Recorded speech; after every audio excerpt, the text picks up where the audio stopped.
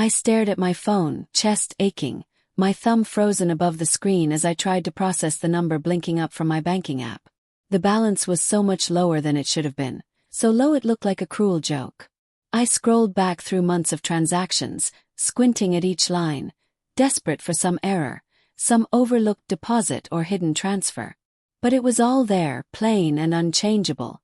Almost $110,000 gone. Not stolen by some anonymous hacker, not frittered away by mistake. Just gone. That money had been my safety net, my hope. I'd started saving at 16, scraping together tips from the coffee shop, paychecks from the ice cream stand, babysitting gigs, every odd job I could find. I'd said no to new clothes, to concerts, to every spontaneous road trip my friends proposed. My social life had shrunk, my bank account had grown, and I told myself it would all be worth it. One day I'd have choices. Options. Freedom. College tuition, a down payment, maybe even travel if I was lucky. I didn't know exactly what my future looked like, but I knew it belonged to me. Or so I'd thought. Meanwhile, across the kitchen table, Edward, my stepdad, sorted through the mail, humming softly, not a care in the world. He didn't even glance up when I finally found my voice, although I could barely get the words out. Edward, my savings are gone. Did you see anything weird? He shrugged, as if we were discussing the weather. Relax, Clarice. I moved it into a better account for you. Something with higher interest. You'll be thanking me when you see how fast it grows.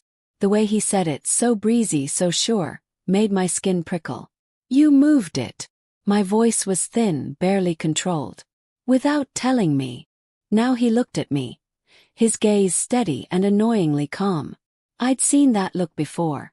The one he reserved for lectures about how I didn't understand the real world. It's for your own good.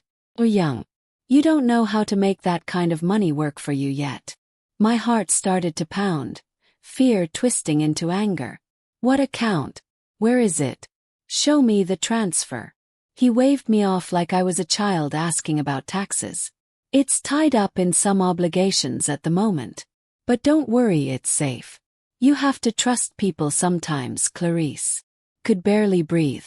I wanted to shout, to grab him by the shoulders and shake him until he told me the truth. This was my money. Every dollar was a memory. The exhaustion of double shifts, the humiliation of counting pennies at the grocery store, the pride of seeing my balance tick upward, slow and steady. I'd given up so much again and again, so that one day I wouldn't have to beg anyone for help. But Edward and my mom, Margaret, had always treated my savings like some abstract thing. Nice for me to have, but not really necessary. You're young, you'll figure things out, they'd say if I ever tried to talk about my plans. They never asked about my goals, never seemed to care how hard I worked. Still, I never thought they'd actually take from me.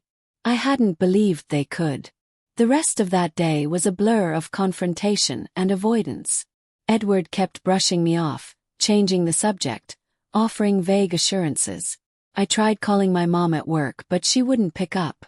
By the time she got home, I was vibrating with anxiety. I waited until after dinner, when Edward disappeared into the den, before cornering her in the living room. Mom, I said, my voice trembling. Where's my money? Edward says he moved it, but he won't tell me where. What did you do? She looked tired, older than I remembered. For a moment, I thought she might actually tell me the truth. But then she glanced toward the kitchen, where Edward was pouring himself a drink, and her expression hardened. Clarice, it's not as bad as you think, she said, her tone gentle but unyielding. That's not an answer, I snapped, frustration spilling over. What did you do with it? She hesitated, and in that moment I knew. I saw it in the way her shoulders dropped, the way her eyes darted away from mine. We used it to pay for Emily's tuition, she whispered. I stared at her, stunned.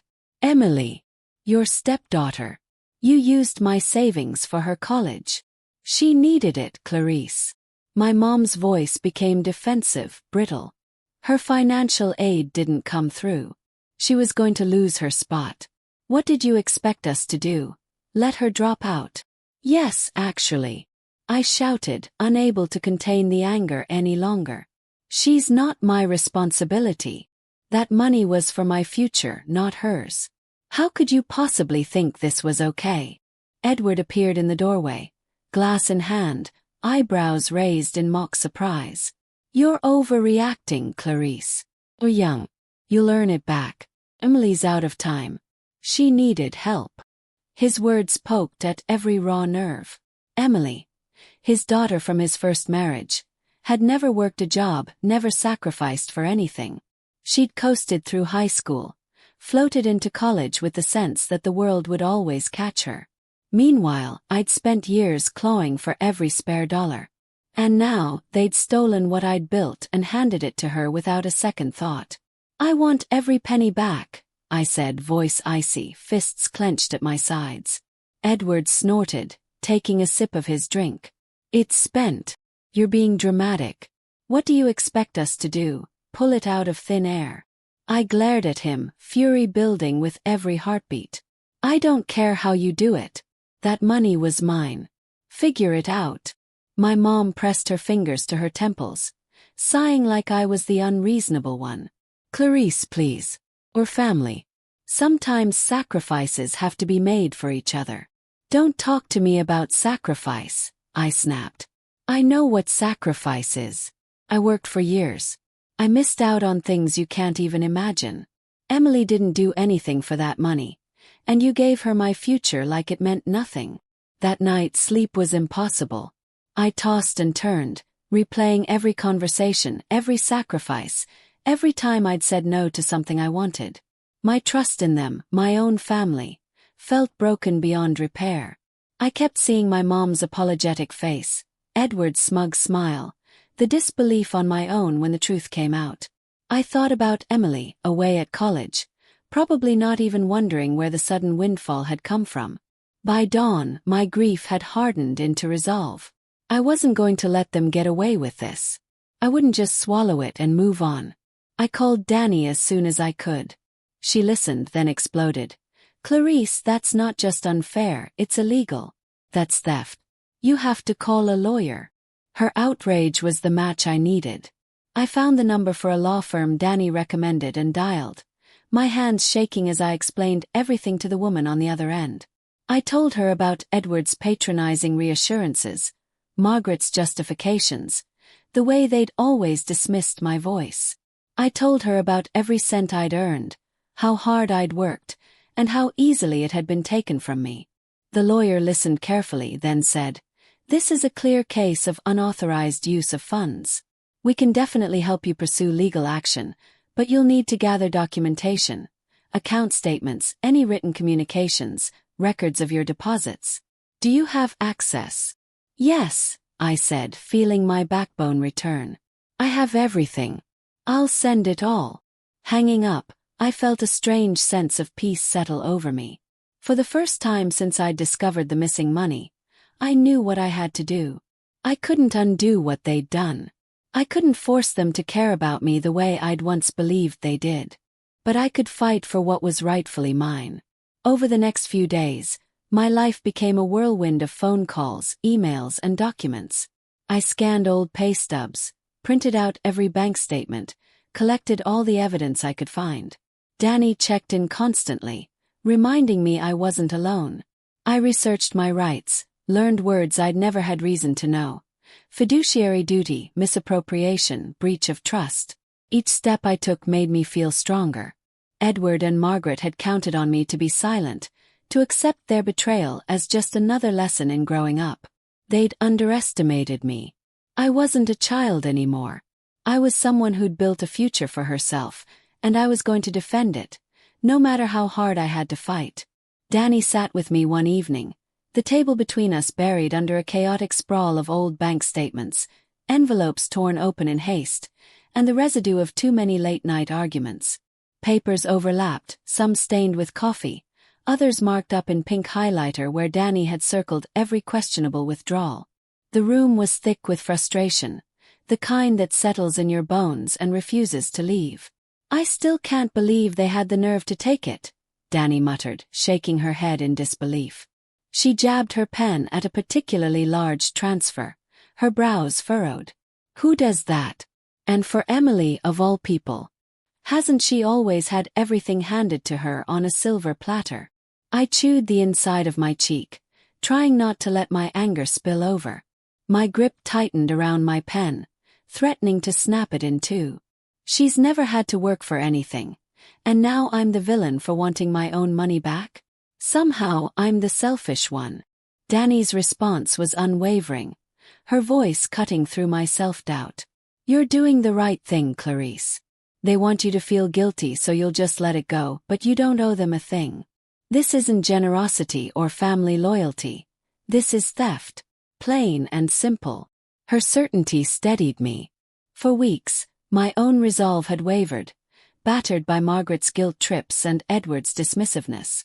But Danny's words reminded me that I hadn't imagined the injustice. I wasn't overreacting. Rebecca, my lawyer, reinforced that truth. At our first meeting, she sifted through my stack of documents with the practiced eye of someone who'd seen too many families torn apart by money. This is more than enough, she said, her voice calm and assured. Edward moved the money from your account without your knowledge or permission. That's unauthorized use of funds, and we have the paper trail to prove it. Our first step is to send a demand letter. I leaned forward, needing to know I wasn't walking into a fight I couldn't win. And if they ignore it? Rebecca didn't hesitate. Then we escalate. But trust me, most people panic when the legal system gets involved. They'll realize this isn't just a family spat. It's a serious legal matter. I wouldn't be surprised if they're already scrambling to come up with an explanation. The idea of Edward and Margaret, usually so composed and sure of themselves, suddenly forced to answer for what they'd done, gave me a bitter sense of satisfaction. For as long as I could remember, I'd been the afterthought in their plans, my needs always secondary to Emily's. Now at last they'd be forced to answer to me. 3 days later, Rebecca's demand letter arrived at their door. I imagined Edward pausing at the mailbox, his face tightening as he recognized the law firm logo. Inside, Margaret would be pacing the kitchen, her hands wringing a dish towel, rehearsing her lines about misunderstood intentions and ungrateful children. Emily was surely oblivious in her dorm room, far removed from the mess her parents had made. The fallout didn't take long. Late that night my phone buzzed. Edward's name flashed on the screen. I hesitated, torn between wanting to avoid the inevitable confrontation and needing to hear what he'd say now that the tables had turned. "What the hell is this, Clarice?" he barked as soon as I answered. No greeting, no pretense of civility. "You sent a lawyer after us?" I steadied my voice, refusing to back down. "Yes, I did. You stole my money, Edward. This is me holding you accountable, since you refused to be honest with me." He sounded genuinely offended, as if I'd accused him of something unthinkable. "Stole? Or family? Was alone? You're blowing this out of proportion." My patience snapped. "No, it wasn't. You didn't ask. You didn't even tell me. You just took it like it was yours to do with as you pleased." In the background, I could hear Margaret's voice, shrill and desperate. "Clarice, you're being ridiculous. We had to help Emily. She needed us. You wouldn't understand. And I didn't need that money." Shot back. "Do either of you have any idea how hard I worked to save that? The sacrifices I made. You had no right to decide it was yours to give away." Edward scoffed, his tone dismissive. "You're young. You'll earn it back. This is just a waste of time and energy for everyone. Why can't you let it go?" "Because it's mine," I said, my voice hard. "If you're so sure you did nothing wrong, then let's see what the courts have to say." I hung up, surprised at how steady my hands felt. Their arrogance only strengthened my resolve. Rebecca moved quickly. The next morning she filed the formal complaint. Unauthorized use of funds, breach of trust. "This will get their attention," she said, forwarding me the court documents. "If they don't repay the full amount, we'll proceed." Most people fold when they realize how serious this is. News traveled fast, and soon the extended family started calling. Margaret spun her own version of events, casting herself and Edward as selfless parents caught in a bind, forced to make a terrible choice for Emily's sake. I became the ungrateful daughter, the one who turned on her own family over money. But I refused to let their narrative go unchallenged. During one particularly tense call, my aunt tried to play mediator. "Clarice, you have to try to see it from their side. They were just trying to help Emily. Isn't that what family does for each other?" I felt cold all over, resentment rising in my chest. "Family doesn't steal," I said quietly but firmly. "They could have asked me. They didn't. They just took what they wanted and assumed I'd stay silent." There was a long silence. Then finally she sighed. "Well, you have a point. I just wish it hadn't come to this." The truth was, it hadn't needed to. All it would have taken was a conversation, a little respect. But that had never been their way. Meanwhile, Danny became my anchor. She stayed up late with me, sifting through emails from Rebecca, highlighting every new development, keeping me focused when the stress threatened to overwhelm me. "I know it's exhausting," she said one night, her eyes tired but determined. "But you're almost there. They're already feeling the pressure. You're stronger than you think." She was right. Margaret's texts grew longer and more desperate, oscillating between guilt-tripping and pleading. "We didn't mean to hurt you. Can't we just move on?" One message read. Another. "Emily's education is important. Why are you dragging us through this? Why are you punishing your family?" Edward, in contrast, grew more belligerent. When Rebecca requested his statement, he flat out refused, claiming the money was family property and that I had no rightful claim to it. His stubbornness only strengthened my case. Rebecca was blunt. Let him dig his own grave. Courts don't have patience for people who try to hide behind family ties to justify theft. This isn't just about money. It's about boundaries and respect. The final straw came when Emily, apparently the last to be told, called me out of nowhere. Her voice was all irritation, as if I'd inconvenienced her.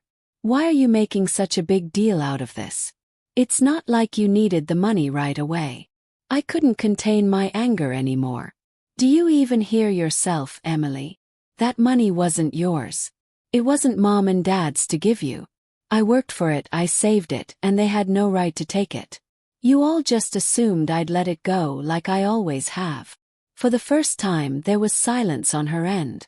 Maybe she was finally starting to understand, or maybe she just didn't know what to say. It struck me then how deep the wounds went, not just from the money, but from years of being overlooked, of being expected to sacrifice so others could thrive. But this time I wasn't backing down. For the first time I was fighting for myself, and no matter how much they tried to twist the story, I knew I was finally doing what was right. It wasn't Edward's. It wasn't Margaret's. It was mine. "And now, you're living off something that was stolen from me." I could feel my hands trembling as I said it, but my voice was iron. "Well, what do you want me to do about it?" Margaret snapped, her words clipped and defensive, but beneath it I heard an old familiar fear. A fear that the world she'd constructed was about to collapse. "Nothing," I shot back. "I want them to do something about it. And trust me, they will." I wanted her to hear the finality in my voice, to understand I wasn't going to let this slide. Not this time. By the time the court date rolled around, the tension in the air was thick enough to choke on. Edward and Margaret were unraveling. There was no hiding it. Edward, once so sure of himself, looked older, haggard. His confidence eroded by months of mounting legal bills and the looming threat of a formal judgment. Margaret, always the peacemaker, was thinner. Her hands perpetually in motion as if she could wring the guilt from her skin. Rebecca, my lawyer, had worked tirelessly to build a case so solid it could withstand any excuse or evasion, and I could see the respect in the way the opposition glanced at her, wary and uncertain. Finally, the pressure forced Edward and Margaret to reach out. The offer to talk settlement came in the form of a terse email. No apology, just a desperate attempt to stop the bleeding. In the mediation room, the atmosphere was sterile and unforgiving. No pretense of warmth or family remained, only the harsh reality of the situation. 4 walls, a table, and the cold presence of consequence. Edward sat directly across from me, arms crossed in a defensive knot, a scowl fixed on his face as if he could will away the truth. Margaret sat beside him, her eyes fixed on her lap.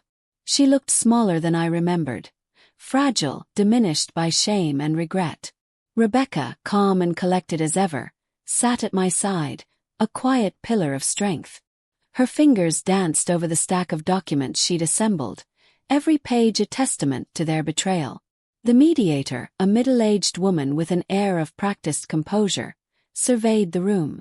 She radiated a cool authority, the kind that made you believe justice really could be impartial. "We're here to resolve the dispute between Clarice and Edward and Margaret Reynolds regarding the unauthorized transfer of $10,000 from Clarice's account.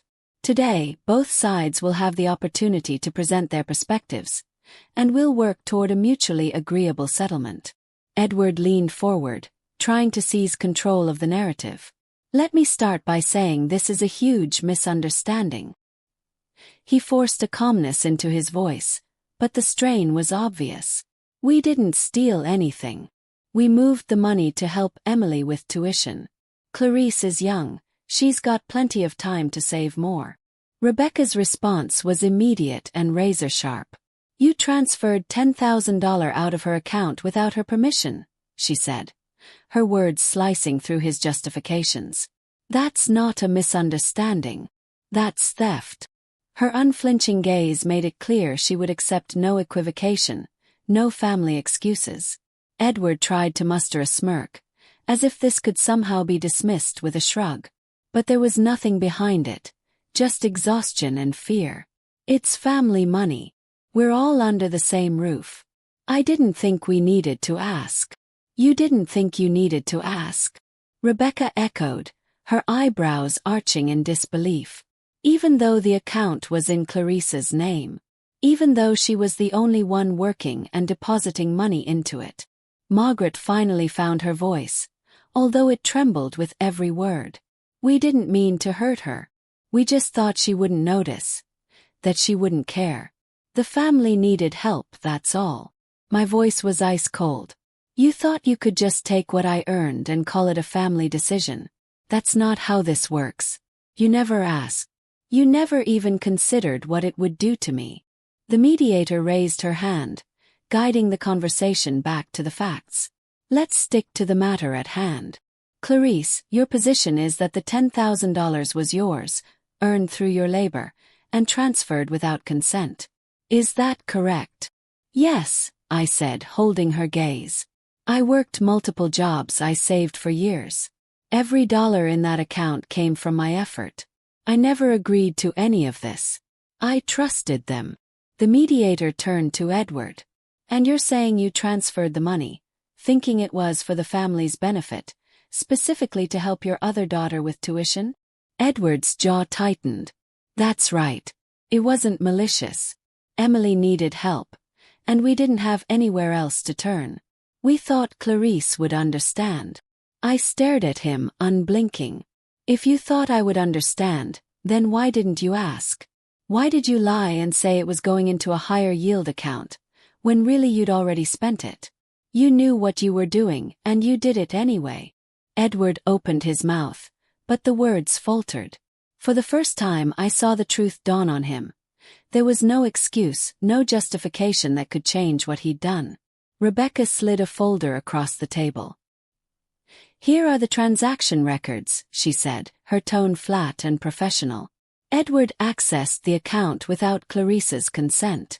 We also have text messages where he admits to using the money for Emily's tuition. The evidence is all here." Margaret let out a shaky, broken breath as the mediator examined the documents. Edward's bravado finally crumbled. "We didn't think it was such a big deal," he muttered, but the words sounded hollow, even to him.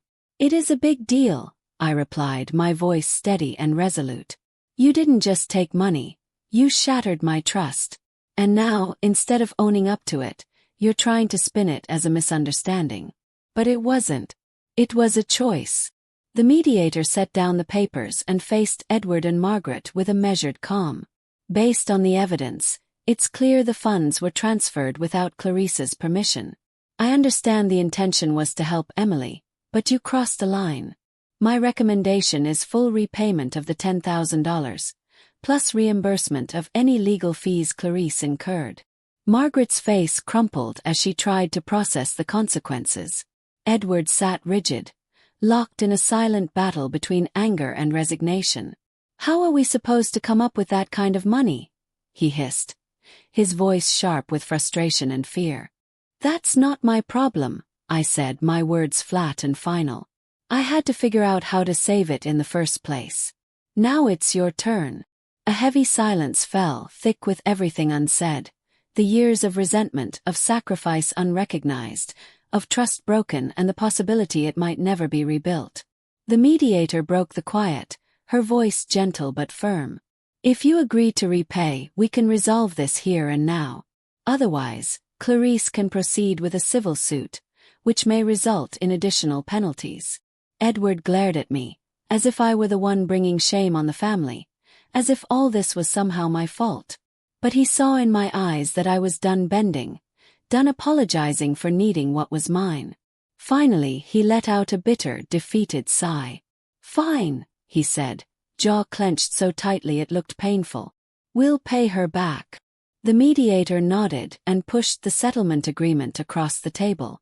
I picked up the pen not because I wanted vengeance, but because I needed to reclaim something they tried to take.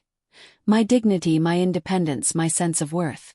As I signed, I realized that justice, though imperfect, sometimes came down to simply refusing to be silent any longer. The agreement sat on the table, heavy and silent, the kind of document that seemed to thicken the air around it. It wasn't just paper and signatures. It was the end of what used to be trust and the beginning of something colder, more transactional. "Please review and sign," someone instructed, their voice echoing off the paneled walls, and a flurry of pens began to scratch hurriedly across the page. I watched as Margaret, hands trembling just slightly, paused before writing her name. When she finally looked up at me, her eyes, dark, conflicted, brimming with emotions she tried to swallow down, locked onto mine. "We didn't mean for it to come to this," she whispered, her voice so low I could barely make out the words. It was a plea, an apology, and a denial all at once, a familiar cocktail I'd tasted too many times. "It didn't have to," I replied, refusing to lower my gaze. My tone was sharper than I expected, but I couldn't help it. "You chose to take what wasn't yours. I'm just making sure there are consequences." The words hung between us, final. As I walked out of that room, the door clicking shut behind me, I felt a storm of reactions surge through me. Relief that it was over, vindication for finally standing my ground, and a persistent, aching sadness. It was the kind that lingers. The kind that won't let you forget that something precious has been lost. Some wounds, I realized, can't be healed with apologies or settlements. Some things you just can't fix. Rebecca caught up to me by the elevators, her presence steadying. She placed a reassuring hand on my shoulder, squeezing gently. "You handled that perfectly," she said, her eyes warm with approval. "Honestly, considering what they did, they're lucky you didn't push for more." "They'll pay for what they did," I told her, but as I spoke, I felt the truth slipping just out of reach. On the surface, it was about the money, about restoring what was mine, but deeper down, it was about reclaiming something even more important. For years, I'd let family treat my boundaries like suggestions, as if my needs didn't carry the same weight. This was my line in the sand. I needed to prove to myself that I mattered, that I could demand to be treated with respect, even by those who shared my blood. 2 weeks later, when the first payment arrived, just a fraction of the $10,000, but enough to see, my heart lightened. It wasn't just about the digits in my bank account. For the first time in weeks, I exhaled fully. I let myself believe that maybe, just maybe, I was finally moving past this. The money was proof, not just of restitution, but of my power to hold others accountable. Felt like a small, hard-won victory. The day after the transfer, Margaret called. Her voice was different, gentler, hesitant, as if afraid I might hang up. "Clarice," she began, pausing to gather herself. "We've started making the payments. I hope this means we can move on." I sat with her words, weighing them. "Moving on isn't just about the money," I said, making sure my voice didn't waver. It's about understanding what you did and why it was wrong. We didn't mean to hurt you, she said, her words tumbling over each other in her rush to explain. We just wanted to help Emily. You keep saying that, I answered, struggling to keep my frustration in check. But you never asked. You never considered how it would affect me. That's what hurts the most. I waited, hoping she might finally take responsibility, hoping for a glimmer of real understanding. She let out a long, tired sigh, the kind that seems to carry years of weariness. For a moment, I thought she might finally admit what she'd done. But then, you're young, Clarice. You have your whole life to rebuild. Can't we just move past this? I clenched my jaw, feeling old frustrations resurface. This isn't about being young or old, Mom. It's about respect. If you can't understand that, then we're not ready to move on. She fell silent. That silence, dense and telling, spoke volumes, more than words ever could. That evening, Danny showed up with a bottle of wine. Her energy a welcome relief after the day's emotional heaviness. We toasted to the first payment, to closure, to my newfound resolve. To holding people accountable, she said, her grin sharp with pride. To never letting anyone take advantage of me again, I replied, clinking my glass against hers. As we talked late into the night, I realized just how much this ordeal had changed me. For years, I'd told myself it was easier to let things slide, to avoid conflict, to keep the peace at my own expense. Margaret and Edward had chipped away at my confidence, their needs always taking precedence over mine. But not anymore. Setting boundaries didn't make me a bad daughter or a selfish person. It made me someone who valued herself enough to demand respect. A few weeks later, Emily reached out. A short, awkward message that barely grazed the surface of what happened. I didn't know they were using your money. I'm sorry if I benefited from it. I stared at her words for a long time, unsure how to respond. Whether she knew or not, she never questioned where the help was coming from, never thought to ask if it might be costing someone else. Forgiveness would have to wait. I needed time to rebuild, to let my anger and disappointment settle before I could even consider letting her back in. Edward predictably stayed silent. Each payment arrived on schedule, rigidly punctual. His only communication the monthly transfer to my account. I knew him too well to expect apologies or explanations. His pride wouldn't let him admit fault, and I'd stopped hoping for anything resembling remorse. That was fine. I didn't need his approval or his affection anymore. I didn't want to mend what was broken with someone who saw me as a resource rather than a person. As the payments continued, week after week, I felt myself loosening the grip of old anxieties. I adjusted my budget, started saving again, even allowed myself to dream a little. The betrayal still hurt. Sometimes when I least expected it, the memory would flare up, sharp and raw. But instead of letting it consume me, I used it as fuel. It reminded me that I was resilient, that I could survive betrayal and come out stronger on the other side. The money was important, but the real gain was intangible. I'd found a sense of power, of autonomy, that I'd never known I possessed. Months later, when the final payment landed in my account, I stared at the numbers for a long time, letting the reality sink in. I had my savings back, but more than that, I had reclaimed my self-worth. Pride and relief mingled in my chest, leaving me almost dizzy. For the first time in a long time, I felt free, untethered from the mistakes and manipulations of others. It was as if I'd finally closed a chapter I'd been trapped in for years, and now a new one was waiting for me, one where I was in control of my story. That night I celebrated alone. No fanfare, no impulsive purchases. Just a quiet moment in my apartment, a single glass raised to everything I'd reclaimed. I'd rebuilt what they tried to take, not just in dollars but in dignity, and the lessons I learned would stay with me long after the money was spent. I was stronger now, more certain of my worth, more willing to protect it. Not long after the final payment, Margaret called again. Her tone was different. Measured, cautious, as if afraid of another rejection. "Clarice," she said, her voice tentative, "I know we've had our differences, but I hope we can move forward now." "Moving forward means respecting me," I replied, each word deliberate. Not just my money, my decisions, my boundaries, my autonomy. If you can't do that, there's nothing to move forward to. She was quiet for a long time. I could hear her breathing on the other end, searching for the right response. Maybe she was finally starting to understand. Or maybe she just realized I wouldn't bend anymore. "I'll try," she said quietly.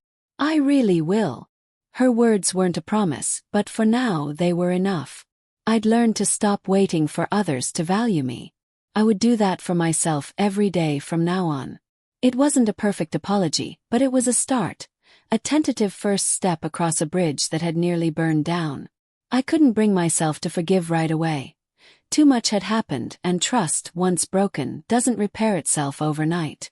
It would take time, maybe more than even I was willing to admit. But as I listened, I felt this fragile flicker of hope inside me, a hint that maybe, just maybe, there was a future where we could mend what had been shattered. For now, though, I knew I had to focus on myself, to heal the wounds I'd been carrying for far too long. A few weeks passed, and life began to settle into a new rhythm, one where I put my own needs first. One evening, Danny and I sat out on my balcony. The city stretched out before us, wine glasses catching the golden light of sunset. The air was warm, and for the first time in ages, I felt free from the weight of other people's expectations. Danny turned to me with that infectious grin of hers, raised her glass and teased. "So, what's next for the amazing Clarice? Any big plans on the horizon?" I smiled back, genuinely this time, feeling lighter than I had in months. Maybe even years. The future felt open, uncertain but full of possibility. "Honestly, I'm not sure yet," I admitted, swirling the wine in my glass. "Maybe it's finally time to go back to school, like I always talked about but never quite dared. Or maybe I'll put some of that money into the business idea I've been nursing since college. No matter what though, whatever I do next, it's going to be on my own terms. No more compromising for anyone else's comfort." Danny nodded, her expression proud and supportive. "To your terms," she said, reaching over to clink her glass against mine. The sound rang out, clear and sure in the quiet evening, like a promise made to myself. Later that night, as I lay in bed, I couldn't help replaying everything that had led me here. The betrayals, the arguments, the endless self-doubt. All of it had shaped me, but it didn't define me. Edward and Margaret had assumed I'd just let their betrayal slide, that I'd swallow my pride because we were family, because that's what I'd always done. But they never really understood me. Not truly. This time I stood up for myself. I demanded what was fair, reclaimed what was rightfully mine, and walked away with my head held high. The money in my account wasn't just a number or a settlement to make up for the past. It was a symbol of my resilience, my independence, my refusal to settle for less than I deserved. It was proof that I could survive being hurt and come back stronger, that I was more than the sum of my scars. Whatever happens from here, I know I'm ready. I've learned how to protect my heart without closing it, how to value myself even when others don't. And this time, whatever I build, whatever I choose, it's mine. Nobody's taking it away from me again. I'm not just surviving anymore. I'm shaping my own future.